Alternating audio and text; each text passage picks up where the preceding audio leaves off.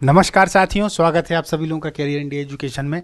जैसा कि आज 3 जून है और जो है वन रक्षक और जेल प्रहरी 2023 के जो पेपर हैं वो कंटिन्यू चल रहे हैं दोस्तों।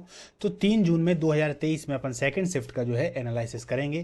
क्वेश्चन आ चुके हैं कि कौन कौन से क्वेश्चन आए हुए हैं दोस्तों। मैं पहले आपको बता दूं कि सामान्य अध्ययन का जो टॉपिक है या एक तरीके से देखा जाए तो सामान्य अध्ययन वाला पार्ट है, उसमें कुछ क्वेश्चन यहाँ वहाँ से आ रहे हैं, लेकिन ठीक है, बीच का पेपर है, ज़्यादा समस्या नहीं है। बाकी सभी एक जैसा ही आ रहा है। तो चलिए दोस्तों, चालू करते हैं इस मजेदार क्लास को। इसकी यदि आपको पीडीएफ प्राप्त करना हो तो टेलीग्राम से जुड़ना बिल्कुल भी ना भूलें। नीचे डिस्क्रिप्शन बॉक्स में उसका लिंक दे दिया गया है, आप लोग जाएंगे, उसको ओपन करेंगे तो आप उसमें ऐड हो जाएंगे। और ऐड हो जाने के बाद में जैसे ही क्लास समाप्त होती है दोस्तों, हम उसमें अपलोड कर देते हैं। आप लोग डाउनलोड करके उसको जब आप उसको पढ़िए, जो कि आपके लिए काफ़ी ज़्यादा सहायता प्रदान करेगा। चलिए आगे चलते हैं, देखते हैं जीके करंट सामान्य अध्ययन में कौन कौन से प्रश्न आए थे। एक प्रश्न आया था दोस्तों, झूलन गोस्वामी किस खेल से संबंधित हैं। तो दोस्तों, झूलन गोस्वामी किस खेल से संबंधित है? क्रिकेट से संबंधित हैं। अब देखा जा रहा है कि इससे संबंधित प्रश्न आ रहा है कि कौन सा व्यक्ति किस खेल से संबंधित है। तो दोस्तों, इसकी जो क्लास है वो आज ही आज आप लोगों के पास में आ जाएगी, उसको आप लोग कर लीजिएगा। यदि आप लोगों का आगामी समय पेपर है तो वो क्लास आपके लिए बहुत ही ज़्यादा महत्वपूर्ण होगी कि कौन सा खिलाड़ी किस खेल से संबंधित है।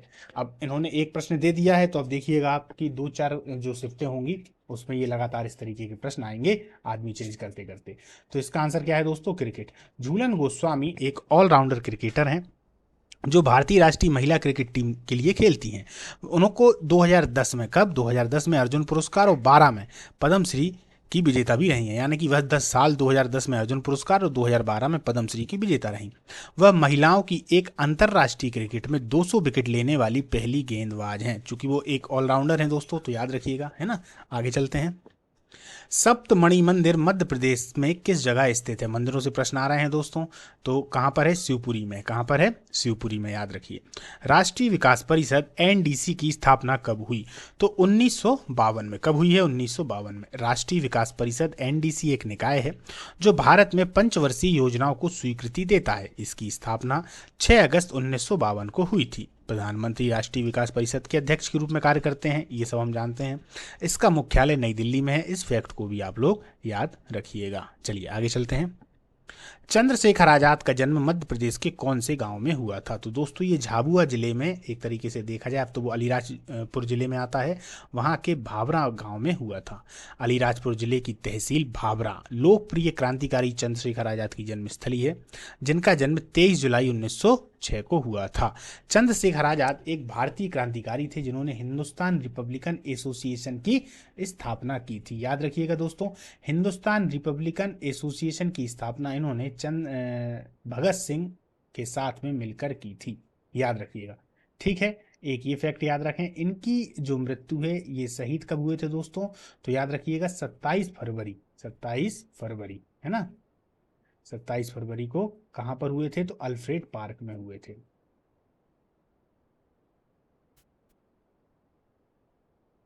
चलिए आगे चलते हैं। बजट कौन पेश करता है और किसमें पेश होता है? तो वित्त मंत्री लोकसभा में पेश करते हैं, याद रखिएगा, है ना। कहाँ पर? वित्त मंत्री लोकसभा में पेश करते हैं। चलिए अब यहाँ से देखते हैं, वित्त मंत्री बजट को सबसे पहले संसद के लोकसभा में पेश करते हैं। भारतीय संविधान के अनुसार अनुच्छेद 112 वित्तीय विवरण शब्द को परिभाषित करता है, जिसमें केंद्रीय बजट होता है। यह विशेष वर्ष के लिए सरकार की अनुमानित प्राप्ति और व्यय का विवरण है। क्या आया है और क्या जाने वाला है, इसका विवरण है, या क्या गया है। फरवरी के अंतिम दिन की बजाय, पहले फरवरी के अंतिम दिन में होता था, लेकिन अब 1 फरवरी को ही प्रस्तुत किया जाता है, ताकि बजट प्रावधानों को अमल में लाने के लिए पर्याप्त समय मिल सके। 2017 के बाद इस फैक्ट को भी याद रखें कि रेलवे बजट को केंद्रीय बजट के साथ में ऐड कर दिया गया है, मिला दिया गया है, अलग अलग नहीं है। पहले जो बजट हुआ करता था, रेलवे बजट अलग से पेश किया जाता था, अब साथ में ही पेश हो जाते हैं। असहयोग आंदोलन कब हुआ था? तो दोस्तों याद रखिएगा, 1920 में असहयोग आंदोलन, जिसके नेता महात्मा गांधी थे। वह एक जन आंदोलन था जिसमें राष्ट्रवादियों के साथ साथ सामान्य जनता भी शामिल थी। 1920 का यही असहयोग आंदोलन दोस्तों, फिर कुछ समय के बाद यदि देखा जाए तो चौरा चौरी हत्याकांड के बाद में स्थगित हो जाता है, क्योंकि एक पुलिस थाना जला दिया जाता है। किसके द्वारा? जो वहाँ पर क्रांतिकारी थे उनके द्वारा, जिस कारण इसमें हिंसा का प्रयोग हो जाने पर महात्मा गांधी इस आंदोलन को वापस ले लेते हैं, जिससे बहुत सारे सहयोगी उनके एक तरीके से असहयोगी हो जाते हैं। असमर्थक हो जाते हैं, है ना। चलिए आगे चलते हैं। मैंने इसलिए बता दिया कि असहयोग आंदोलन यदि आता है तो आप लोग उसके साथ में चौरा चौरी कांड को जरूर याद रखें, क्योंकि उसी के कारण वो स्थगित हो गया था। चलिए आगे चलते हैं। इंदिरा सागर बांध किस नदी में है? इंदिरा सागर बांध मध्य प्रदेश में एक बहुउद्देशीय परियोजना है। यह नर्मदा नदी पर बनाया गया था, जो मध्य भारत से पश्चिम भारत की ओर बहती है। मध्य भारत याद रखिए, बीच में मध्य प्रदेश है ना, अमरकंटक, वहां से बहती है पश्चिम की ओर। परियोजना की आधारशिला भारत के जो प्रधानमंत्री हैं उनके द्वारा 1984 में रखी गई थी। कौन थी 1984? भाई वही इंदिरा गांधी। लेकिन मुख्य बांध का निर्माण उन्होंने 1992 में शुरू हुआ और यह वर्ष 2003 में पूरा हुआ और वर्ष 2005 में चालू हुआ। तो इन फैक्ट को भी आप लोग याद रखें। मध्य प्रदेश की वाटर पार्क सिटी कहाँ पर है? एक ये प्रश्न था दोस्तों। तो कहाँ पर है? इंदौर में। कहाँ है? इंदौर में। भारत में ईस्ट इंडिया कंपनी का आगमन कब हुआ था? तो 1608 में। कब हुआ है? 1608 में। थोड़ी इसकी कहानी देख लेते हैं। 1599 में ईस्ट इंडिया कंपनी की नींव के बाद 1608 में कैप्टन विलियम हॉकिंस ने भारत में सूरत के बंदरगाह पर अपने जहाज हेक्टर मुनरो, पूरा नाम यहाँ नहीं लिखा है, लिख लीजिए, हेक्टर मुनरो को लाने के साथ ही ईस्ट इंडिया कंपनी के आने का ऐलान कर दिया था। महासागर में ब्रिटेन से पहले ही उसके व्यापारी प्रतिद्वंदी मौजूद थे। इसके पहले और कौन कौन आ चुके थे दोस्तों? तो इससे पहले यदि हम बात करें तो डच भी आ गए थे एक तरीके से, थोड़े बहुत। कोठियां स्थापित नहीं हुई थी पर डच आ गए थे। इसके पहले पुर्तगालियों ने तो अपनी जो कोठी है वो भी स्थापित कर ली थी, है ना। ये सब आप लोगों ने इतिहास में पढ़ा रखा होगा। तो पहले से ही व्यापार काफ़ी चल रहा था। और जो अरबी लोग थे, यानी अरबी लोग, इन लोगों ने तो व्यापार पे पूरा कब्जा जमा के ही रखा था। कुछ सिंधी लोग थे, तो काफ़ी ज़्यादा प्रतिद्वंदिता यहाँ पर इनको देखने को मिली। लेकिन धीरे धीरे अगर देखा जाए तो कुछ समय के बाद अंग्रेज ही भारत के एक तरीके से शासनकर्ता हो गए, कर्ता धर्ता हो गए, है ना। आगे चलते हैं। समताप मंडल से एक प्रश्न था, क्लियर है? अब वो प्रश्न क्या था ये क्लियर नहीं है। संविधान की प्रस्तावना में भारत के लिए क्या लिखा गया है? एक ये प्रश्न था दोस्तों। तो उस संविधान की इसको समझ लीजिए आप लोग, तो यहाँ से आपका क्लियर हो जाएगा। उद्देश्य प्रस्ताव या उद्देशिका, जिसके बाद में भारत के संविधान की प्रस्तावना के नाम से बाद में जाना गया। जो उसमें उद्देश्य प्रस्ताव था, उद्देशिका थी कि जिसके लिए संविधान बन रहा है, उसी को बाद में संविधान की प्रस्तावना का रूप दे दिया गया था। इसमें उस समय पर मुख्यतः 8 बिंदु वर्णित थे। गणराज्य, संप्रभुत्ता, सामाजिक आर्थिक और राजनीतिक न्याय, विचारों की अभिव्यक्ति, यानी आप अपने विचारों को प्रकट कर सकते हैं, उपासना और किसी भी धर्म पर विश्वास करने की आज़ादी, आप अपनी पूजा पाठ करिए, किसी भी धर्म को मानिए। रियासतों का विलय, जो आप लोगों ने देखा होगा कि 500 से ऊपर देसी रियासतें थी, उनका विलय करना बहुत ज़्यादा जरूरी था।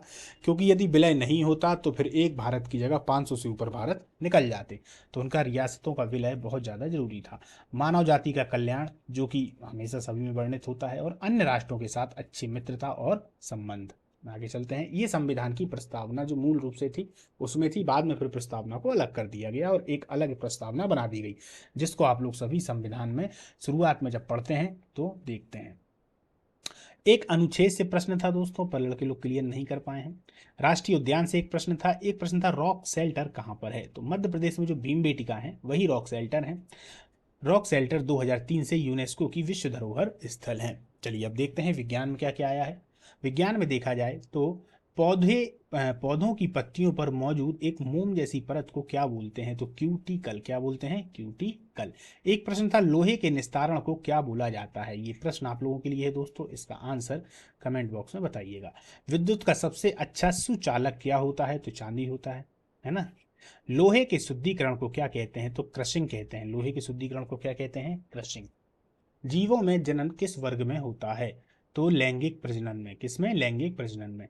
हाइड्रा किसके द्वारा जनन करता है? तो अलैंगिक जनन के द्वारा। किसके? अलैंगिक जनन के द्वारा। यदि आप लोगों को इसको डिटेल में समझना है, लैंगिक प्रजनन और अलैंगिक जनन, तो आप लोग जाइएगा प्लेलिस्ट में, और इसी वनरक्षक के लिए एक प्लेलिस्ट बनाई हुई थी जिसमें बायो को पूरी अच्छी तरीके से डाल दिया था, केमिस्ट्री को डाल दिया गया था और भौतिक विज्ञान को। तो उसमें आप लोग टॉपिक को आप लोग देख लीजिएगा। तो जहाँ भी प्रजनन वाला टॉपिक होगा, जहाँ भी विभाजन से संबंधित होगा, कोशिका विभाजन से, वही ये टॉपिक है। क्लियर।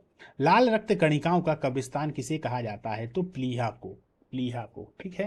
भूमध्य रेखा से ध्रुवों की ओर जाने पर तापमान में क्या होगा? तो तापमान कम होता जाता है, ठंडी लगने लगेगी, है ना। ऐसे याद रखा करिए, ठंडी लगने लगेगी। जैसे मान लो भूमध्य रेखा पे थे, ठीक है, तो कपड़े कम पहने हुए थे। जैसे जैसे ध्रुवों की ओर जाएंगे तो स्वेटर पहन लेंगे, मफलर वफलर लगा लेंगे, तो ध्रुवों की ओर जाने पर तापमान बढ़ेगा, और जैसे वहां से आएंगे तो सब कुछ उतार देंगे तो गर्मी हो जाएगी। तो इस बात को ध्यान रखें, इससे आप लोग भूलेंगे नहीं। हिंदी में देख लेते हैं दोस्तों। तो हिंदी का लगभग वैसा ही रहा है। विलोम आए थे, कारक थे, शुद्ध अशुद्ध से संबंधित था, तत्सम तद्भव है, अवयव आए थे, अलंकार आए थे, समास से प्रश्न था, पर्यायवाची से प्रश्न था, एक प्रश्न था धना का विलोम शब्द क्या होगा, है ना, एक था रस से संबंधित प्रश्न। इंग्लिश में PQRS से 5 से 6 क्वेश्चन है, एक्टिव पैसिव से 4 से 5 हैं, मिस स्प्रिंट से 1 है, एंटोनिम से 2 हैं, सिनोनिम से 2 हैं, एरर है, और नरेशन से भी लगभग 4 या 3 क्वेश्चन आए हुए हैं। मैथ में देख लिया जाए दोस्तों तो लाभ हानि है, प्रतिशत है, आयु है, रेलगाड़ी है, सरलीकरण है, संख्या पद्धति रही, लघुत्तम सावर्तक महत्तम सावर्तक रहा, मध्यिका से आया है प्रश्न। मध्यिका से देखिए दोस्तों हर दिन आ रहा है।